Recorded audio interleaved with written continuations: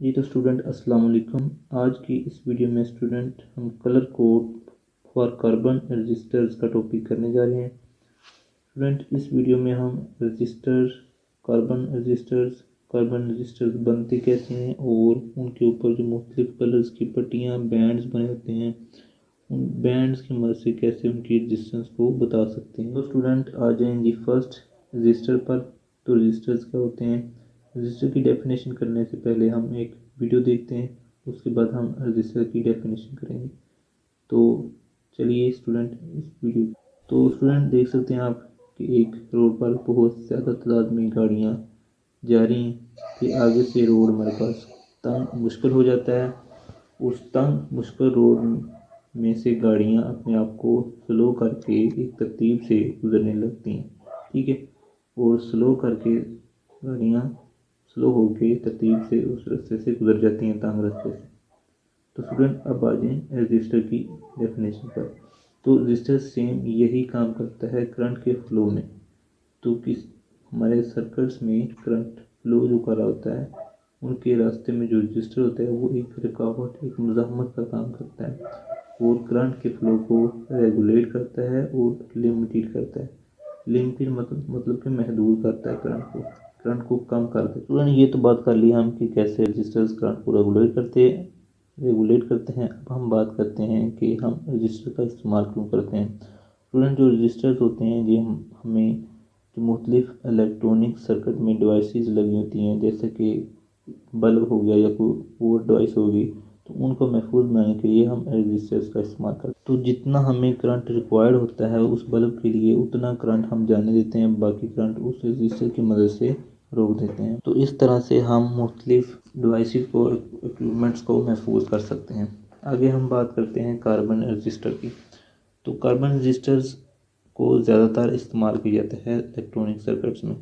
Carbon registers carbon और high grade ceramic road के बने होते हैं। हाई ग्रेड सिरामिक रोड एक होता है, उसके ऊपर कार्बन की थिन लेयर बना दी जाती है, तो हमारे पास कार्बन रजिस्टर तैयार हो जाता है। आगे हम बात करते हैं कि कलर कोड। मुख्तलिफ जो जो रजिस्टर के ऊपर कलर्स दिए होते हैं उन कलर से हम कैसे किसी रजिस्टर की रजिस्टर को मालूम कर सकते हैं। अमूमन चार चार कलर्स के बैंड बनाते हैं, चार बैंड्स बनाते हैं, चार तरह के कलर्स के। तो जो पहला बैंड होता है, राइट साइड से शुरू करें तो जो पहला बैंड होता है वो फर्स्ट डिजिट बताता है, उस रेजिस्टेंस की वैल्यू का फर्स्ट डिजिट होता है। जबकि जो दूसरा कलर होता है वो जबकि जो तीसरे बैंड का कलर होता है वो हमें नंबर ऑफ ज़ीरोज़ बताता है। फॉर एग्जांपल हमारे पास अगर तीसरे बैंड का कलर रेड है तो रेड का जो वैल्यू होती है वो 2 होती है। इसका मतलब हुआ 2 ज़ीरोज़ लगा देंगे हम पहले 2 डिजिट के साथ। तो इस तरह से स्टूडेंट कंप्लीट हमारे पास उस रेजिस्टेंस की वैल्यू आ जाती है। जबकि जो स्टूडेंट चौथा बैंड होता है उसका जो कलर होता है वो इस रेजिस्टेंस की टॉलरेंस बताता है कि आया कि इस रेजिस्टेंस की एक्चुअल वैल्यू में कितनी कमी है या कितनी ज़्यादा है, एक्चुअल वैल्यू से कितनी उसकी वैल्यू कम है या ज़्यादा है। जो हमारे पास फर्स्ट 3 डिजिट बताते हैं वैल्यू, उसकी वैल्यू में से कितनी कम वैल्यू है या कितनी ज़्यादा वैल्यू है, इसका मतलब टॉलरेंस होता है।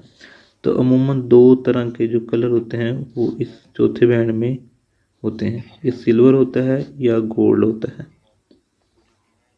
जो सिल्वर होता है इसका मतलब होता है ±10% टॉलरेंस। जो गोल्ड होता है इसका मतलब ±5% टॉलरेंस। तो अगर हमारे पास किसी रजिस्टर की 100 ओम रेजिस्टेंस है, तो अगर चौथा जो बैंड है वो सिल्वर का है तो सिल्वर का मतलब 10% होता है। तो इसका मतलब हुआ कि इस 100 जो एक्चुअल वैल्यू में दी हुई है इसमें से या फिर 10% कम है वैल्यू या फिर 10% ज़्यादा है।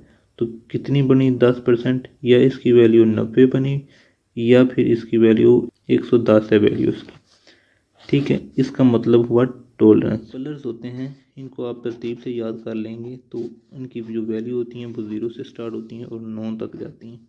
तो तरतीब से अगर कलर्स के नेम याद कर लेंगे तो वैल्यूज़ भी खुद ब खुद याद हो जाएंगी।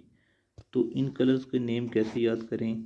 तो इनको याद करने के लिए एक आप सिंपल एक लाइन याद करेंगे, बेबी रोए गई बाजार, वायलेट गिरा इन्वेस्ट। बेबी में दो बी आते हैं, पहले बी से मुराद ब्लैक, दूसरे से ब्राउन। जबकि जो रोए इसमें आर आता है, आर से रेड, ओ से ऑरेंज, वाई से येलो। जबकि गई में ग्रीन जी आता है, जी से ग्रीन, और बाज़ार में बी आता है शुरू में, और बी से ब्लू। जबकि जो वैलेट है, इससे आप वैलेट कलर का नाम रख लें याद। और जो गिरा है, इससे जो गिरे का जी है, इससे आप ग्रे कलर याद रख लें। और जो इन्वेस्ट है, इसके डब्ल्यू से आप वाइट जो कलर है इसको याद रख लें। तो जब आप ये लाइन याद कर लेंगे तो इसी तरह से तरतीब से आपके कलर्स भी याद हो जाएंगे। जब आप तरतीब से कलर्स को याद कर लेंगे तो आसानी से किसी भी आप रेजिस्टेंस को बता सकेंगे। तो ये था स्टूडेंट आज का हमारा टॉपिक। उम्मीद करता हूँ लोगों को अच्छे से समझ आई होगी। अगर कहीं से समझ नहीं आई तो आप वीडियो को दोबारा देख लीजिए। फिर भी अगर कोई कन्फ्यूजन, कोई क्वेश्चन है तो आप कमेंट सेक्शन में ज़रूर पूछिएगा। तो नेक्स्ट टॉपिक तक मुझे दीजिए इजाज़त। अल्लाह हाफिज़।